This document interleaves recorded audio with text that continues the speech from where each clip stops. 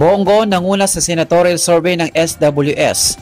Nanguna ang re-electionist na Senador Bongo sa April senatorial survey ng Social Weather Stations o SWS para sa 2025 midterm elections.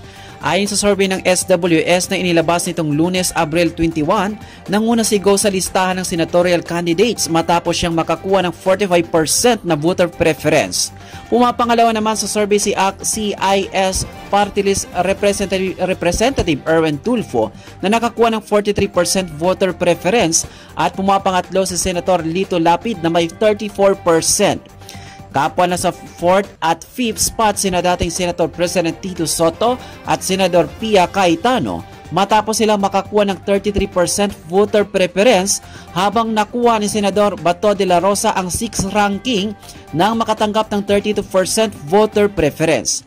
Nagtay naman sa ikapito at ikawalong pwesto sina Senator Bong Revilla at media personality Ben Tulfo na parehong may voter preference na 31%. Pasok din sa Magic 12 sa naturang survey sina Makati City Mayor BB or Binay 29%, Las Piñas Representative Camille Villar 28%, dating Senator Ping Lacson 26% at dating Senador Manny Pacquiao na 25%. Samantala, nakuha ni na TV host comedian si Willie Revillame at Senator Amy Marcos ang 13 at 14th place matapos nila makuha ang 24% voter preference. Nasa ika-15 at ika-16 na pwesto naman sina dating Senator Bam Aquino at Kiko Pangilinan na makakuha silang ng voter preference na 21% habang nagtayo rin sina Actor Philip Salvador at dating Interior Secretary Benhur Abalos na nasa 17 at 18 place nang makuha nila ang 18% voter preference.